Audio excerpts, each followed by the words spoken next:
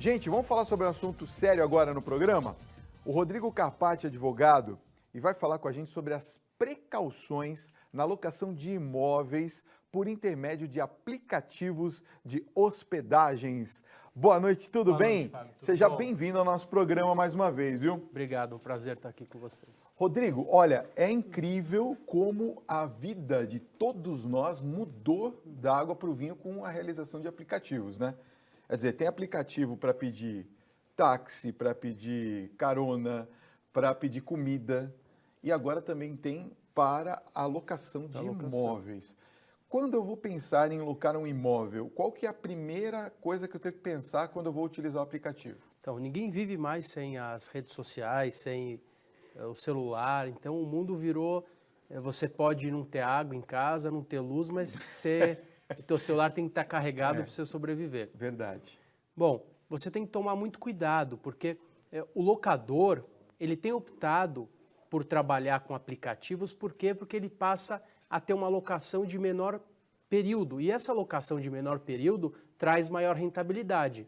É como se a pessoa estivesse num hotel. Então, se você paga uma diária, você tem um preço. Se você fizer um pacote por 30 dias, você tem outro preço. Só que um condomínio residencial, legalmente, ele não se presta para ter uma locação específica para aquele que quer se hospedar. A lei traz que hospedagem é exclusiva de meios de hospedagem e isso está explicitado na lei. Porém, os aplicativos, todas essas inovações, sejam elas no mundo dos automóveis, do mundo da locação, vai trazer uma certa turbulência no mercado que estava acostumado com aquele telefonema para o corretor, ou você via aquele imóvel no site, ia até imobiliário, o corretor te levava. Hoje você abre um aplicativo e ainda consegue saber quais são os melhores imóveis, qual a reputação daquele locador, se ele te atende. Não existe nenhum problema quanto trabalhar através de aplicativos. A questão é, existem alguns impedimentos legais quando você está locando um imóvel em um prédio residencial por hospedagem, porque aquele prédio residencial ele tem que primar pela segurança, pelo sossego, é um ambiente familiar e a lei diz claramente que os meios de hospedagem são aqueles especificados na lei, como hotéis, flats, residências. Um condomínio pode até se enquadrar nessa situação, porém, ele precisaria ter no bojo, na sustentação, na convenção desse condomínio, essa possibilidade. Quer dizer, então isso tem que estar no estatuto, é isso? Na concepção, no estatuto, na convenção do condomínio. Do condomínio. Senão não pode fazer locação através de aplicativo, é isso? Se o ambiente for estritamente residencial, você pode fazer a locação por aplicativo, mas não numa periodicidade muito curta. A lei de locações traz locações de até 90 dias ou contratos maiores. Locar 1, 2, 3 dias não é locação, é hospedagem. E a lei deixa claro que hospedagem é restrita a meios de hospedagem. Um exemplo aqui, para quem está nos acompanhando, já estamos praticamente caminhando aí para o finalzinho já do ano. E, claro, muitas pessoas vão procurar, por exemplo, os apartamentos nas praias, enfim. Principalmente quem mora aqui em São Paulo quer locar um apartamento na praia para passar alguns dias. Quer dizer, esse tipo de locação não está dentro da jurisdição, é isso? Então, a lei, existe um conflito... Só para a gente entender. Existe um conflito, porque a lei prevê uma locação por temporada, por até 90 dias. Então, isso é legal. Eu posso locar minha casa por 15 dias, eu posso locar minha casa por 30 dias. Isso está dentro da lei, a 824591, que é a lei de locações, traz essa previsão. Porém, quando eu loco constantemente por uma semana, por mais um dia, uma semana, eu estou desvirtuando aquilo que a lei está dizendo como temporada e estou exercendo uma atividade comercial que é exclusiva de meios de hospedagem.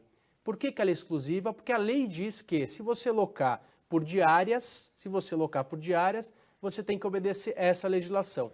E para obedecer essa legislação, você precisa ser um estabelecimento regularmente cadastrado e num ambiente comercial. E um prédio estritamente residencial não se prestaria a tal situação. embora estamos vendo aí no mercado uma confusão e uma miscigenação de entendimentos e de situações aonde começa a gerar diversos conflitos. Muito bem, vamos respirar um pouquinho porque é complexo, a situação, situação, né? Mas nós vamos com certeza tentar esclarecer aqui o máximo possível. Muito bem, gente, olha, continuando aqui com esse bate-papo com o Rodrigo Capatti, olha, tem muitas pessoas aqui que já estão participando e tem muitas perguntas relacionadas à questão da utilização, principalmente das áreas comuns de um condomínio. Então, por exemplo, a pessoa faz a locação de uma unidade do condomínio de um apartamento. Ela tem direito, sendo hóspede, a utilizar churrasqueira, salão de festas, piscina, como um condomínio convencional? Então, o inquilino, em tese, teria. Ele ganha o direito, porque a partir do momento que o proprietário loca um bem, ele transfere a posse para aquele que está ocupando. Então, em tese, aquele que ocupa a título de locação, ele poderia usar os mesmos benefícios que o proprietário. A questão é, e aquele hóspede que cada dia tem uma pessoa diferente no apartamento? Então, os condomínios residenciais, cada um tem um regramento. Então, por exemplo, para você utilizar a piscina no condomínio edifício X, você precisa entregar um atestado médico. Ou o condomínio edifício tal, você só pode levar um convidado. E daí aquele proprietário locou para 10 pessoas porque estão numa temporada. Então, daí existem alguns limitadores e começam a gerar conflitos, porque a pessoa acha que pode utilizar tudo que ela quer e ela está ali no prédio para, via de regra, nas hospedagens, quando ela chega na unidade, ela quer lazer, ela quer utilizar as áreas comuns. E esse não é o intuito principal de um prédio residencial, que muitas vezes não está preparado. Algumas vezes a piscina está em reforma, não é um hotel. Sim. A área comum está fechada ou a brinquedoteca não está tão moderna quanto ele gostaria. E aí esses conflitos acabam sendo gerados. Bom, quero agradecer aqui a Maria Sobral de Garanhuns, no Pernambuco. Ó, beijo para você, obrigado, recebi sua mensagem aqui no nosso programa. A Andréa Campos de Vitória, no Espírito Santo, Rodrigo, está perguntando o seguinte: no caso, se o morador encontrar o seu apartamento mexido ou com indícios de invasão, o que ele deve fazer? Então, uma invasão dentro de uma unidade, em tese a responsabilidade da porta para dentro é do proprietário. Então, o proprietário precisa fazer a guarda da área privativa dele. A questão é, o prédio só vai ser responsabilizado se em algum momento a portaria facilitou essa entrada ou aquele condomínio, tem que estar claro na convenção do condomínio, que ele exerce a segurança daquele ambiente. Via de regra, o síndico ele cuida das áreas comuns, então, da porta para dentro, responsabilidade do proprietário. Se houver falha na segurança, se houver falha do porteiro ou uma conivência de algum funcionário, o prédio pode, nesse caso, assumir uma responsabilidade principal ou solidária. Interessante, né? A gente acaba vendo que, de uma forma ou de outra, o condomínio fica desguarnecido, vamos dizer assim, ficar vulnerável, não é? Porque uma pessoa pode locar, por exemplo, por 3 dias, fazer uma festa, né? Um imóvel. Você entra nessa característica, muitas das vezes. Uma coisa que eu gostaria que você falasse a respeito, por exemplo, nós estamos falando muito sobre a questão dos aplicativos. Vamos supor que uma pessoa loque uma dessas unidades e, de repente, aconteça qualquer coisa dentro dessa unidade que envolva a questão do condomínio. De quem é a responsabilidade? Independente do que seja, né? Pode ser um assalto, pode ser alguma outra circunstância.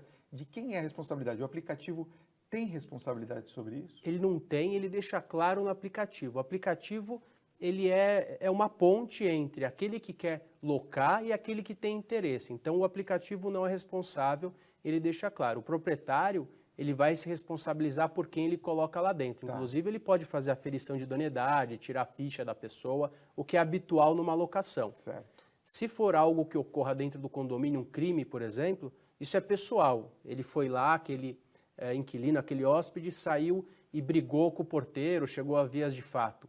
Então, esse é um crime pessoal que não é transferível para o proprietário. Mas se for algo no âmbito civil, por exemplo, ele causou um prejuízo, o proprietário da unidade vai ter que responder por isso. Então, o barato pode sair caro numa alocação por hospedagem. É o seguinte, tem muitas questões chegando, vamos ver se a gente consegue, está muito misturado aqui. As pessoas estão fazendo muitas perguntas com relação a condomínios, né? E é uma coisa que realmente é uma dúvida que as pessoas têm constante. A Fernanda de Souza de São Paulo pergunta como saber de quem foi a culpa por um assalto no espaço, por exemplo. Então, via de regra, em que espaço? Se for área comum, é responsabilidade do condomínio. Do condomínio mesmo. É o condomínio que deve responder. Lembrando que a responsabilidade da segurança pública é do Estado e não do síndico. Então, ocorreu um assalto, existe uma falha ali dentro, é área comum, o prédio vai ter que arcar, vai ter que repor, é uma situação. Se vier um prejuízo para uma pessoa, o prédio não deve ressarcir. A pessoa teve um roubo de joias dentro do condomínio em área comum. O prédio não deve se responsabilizar por uma situação dessa. Dentro da unidade, é responsabilidade exclusiva do proprietário. O condomínio só vai se responsabilizar em qualquer situação de furto ou de roubo se ele teve algum envolvimento, o porteiro facilitou a entrada, o porteiro foi um dos assaltantes, ou se aquele condomínio, naquela convenção, deixar claro que o condomínio assume a responsabilidade pela vigilância do condomínio como um todo, seja garagem ou áreas comuns. Só para completar, se for no caso do veículo, se roubarem algo dentro do veículo, arrombarem o veículo, ou uma bicicleta, entra na mesma... Entra na mesma regra. Via de regra, o condomínio não responde, salvo se, por exemplo, se o condomínio deixou claro na convenção que assume a responsabilidade pela vigilância de áreas comuns. Daí ele estaria assumindo a responsabilidade pela guarda e ficaria responsável pelo ressarcimento. Normalmente, as convenções não trazem isso implícitas. Então, via de regra, você tem que se responsabilizar por trancar seu carro, por não deixar objetos de valor dentro do automóvel. É responsabilidade do condomínio, é isso? Não existe uma relação de consumo. O Código de Defesa do Consumidor não se aplica no condomínio. Engraçado, né? As pessoas pensam que é o contrário, né? Que o condomínio se responsabiliza por tudo, né? Porque eles acham que o condomínio é um estabelecimento comercial, mas não é. O condomínio não tem nem personalidade jurídica para tanto. Ok. A Mara Alencar de Palmas, no Tocantins, pergunta o seguinte: se o locador entregar o contrato de renovação e o inquilino assinar, o locador pode desistir do negócio depois disso? O locador não. O inquilino pode desistir a qualquer tempo mediante o pagamento da multa convencionada. O locador, durante o prazo de vigência do contrato, ele não pode rescindir o contrato, salvo em situações específicas, como falta de pagamento, se tiver alguma situação desse sentido, mas via de regra não pode. A Nayara Martins de Caxias, Rio Grande do Sul, faz a seguinte questão: eu e o meu marido fizemos um contrato de aluguel de 12 meses, só que a empresa do meu marido o demitiu e tivemos que nos mudar de cidade. Tem alguma lei que me ajude a não pagar a rescisão deste contrato? Tem. A lei de locações traz que, caso você esteja sendo transferido de emprego, você fica isento do pagamento da multa de rescisão do aluguel. Olha só, eu não sabia disso, hein? Então, se for transferido, fica isento da multa. Logicamente que é importante que ela traga uma carta do empregador para comprovar essa transferência. A Paloma Lopes, de Vitória, no Espírito Santo, pergunta o seguinte: a minha avó, de 83 anos, seria a minha fiadora. Eu levei todos os documentos dela na imobiliária e lá informaram que não podem aceitar um fiador com mais de 80 anos. Isso é correto? Não existe nenhuma regra. A questão da fiança, ela é pessoal. Então, quem vai fiar não vai ser... não é o bem. A gente confunde achando que a pessoa precisa ter bens porque se você for executar aquela garantia, executar aquela pessoa para satisfazer aquela obrigação, você tem que ter bens. Não existe uma regra, mas normalmente não se aceita fiadores com a idade avançada porque existe um risco maior. Então, pede-se normalmente que seja uma pessoa ativa economicamente para que possa depois se executar, se for o caso. A Marta Novaes, de Presidente Prudente, São Paulo, pergunta o seguinte: o apartamento alugado que eu moro está no nome do meu ex-marido. Essa é a primeira vez que eu vejo isso, né? A aluga do ex-marido. E eu gostaria de passar para o meu nome, já que sou eu que pago o aluguel e demais despesas. Porém, meu nome está sujo. Gostaria de saber se isso pode implicar na transferência e qual a solução. Logicamente que vai implicar, o locador não vai querer transferir para alguém que tenha o nome sujo. Então, primeiro, ela deve limpar o nome ou ela deve buscar uma outra solução. Colocar em nome, por exemplo, de um familiar que vai eventualmente habitar ali com ela, ou se ela for morar sozinha, apesar dela estar com o nome sujo, se ela tiver uma garantia muito boa, o locador com certeza vai aceitar. Mas o ideal é que ela limpe o nome e depois regularize a situação, com certeza vai ficar mais fácil. Sabe uma coisa que eu vi, aconteceu com uma pessoa que eu conheço e achei extremamente interessante, porque eu nunca tinha ouvido falar disso. Ele vendeu o imóvel dele e não conseguia receber o valor justamente porque tinha restrição no nome. Por que isso acontece? Porque algumas vezes existe o financiamento, ele deve ter algum impedimento. Por exemplo, se tiver quitado, algo que impede o recebimento? Não, porque Não. vai transferir direto na conta dele. É uma transação, é pessoal, isso não passa por nenhuma entidade. A não ser que ele tenha transferido dinheiro para o banco e ele tem alguma dívida, alguém penhorou, isso pode ocorrer, isso às vezes ocorre. Ele não sabe que tem um aviso de penhora e o dinheiro bateu no banco e já foi retirado. Muito bem, gente. Olha, agora tem uma pergunta que chega, o Rodrigo, lá de Belo Horizonte, Minas Gerais. É o Pedro Souza que está conosco. Ele está perguntando o seguinte: Fábio, boa noite. Boa noite, doutor Rodrigo. Eu aluguei um imóvel e, após a mudança na temporada de chuva, eu descobri que a rua do prédio enche de água totalmente, chegando a alagar a garagem e a portaria, inclusive. Eu quero rescindir o contrato antes do término dele. Eu tenho que pagar a multa contratual? Depende, se ele percebeu isso logo depois que ele entrou, se isso foi rápido, eu entendo que é um vício oculto, ele não tinha como saber e traz uma situação que ele não teria feito a locação se ele soubesse dessa situação. Então eu entendo que o proprietário deve sim fazer a rescisão sem cobrar multa, senão o telespectador pode recorrer à justiça, que eu entendo que ele vai ter ganho de causa. Poxa vida, quer dizer, ele foi induzido ao erro. Diferente se ele tivesse ciência, olha, ali alaga. A pessoa tem que avisar, olha, aqui é uma rua que alaga, etc. É isso. Acontece muito no caso de feira, a pessoa não avisa, ele chega e sim. tem feira, ele não consegue entrar no apartamento. Olha, o André Souza de Sorocaba, São Paulo, abraço a vocês aí de Sorocaba, obrigado pelo carinho da audiência, viu? Diz o seguinte: eu fiz um contrato de locação de 12 meses, sem cláusula de venda. 5 meses depois, o locador resolveu vender o imóvel. Eu tenho que sair do imóvel antes do fim do contrato? Tenho direito à indenização? Quais são os meus direitos, doutor? Então, em tese, ele não precisa ter a cláusula de venda. Ele pode vender o imóvel no curso da locação e deve garantir aquele inquilino direito de preferência. Então, é importante que ele conceda para aquele inquilino a opção de adquirir o bem. Se ele não quiser adquirir, for vendido, não quer dizer que ele vai sair, porque o novo adquirente pode manter o contrato. Por lei, o novo adquirente pode pedir a rescisão do contrato, mas pode também manter. Muitas vezes se adquire um bem para renda.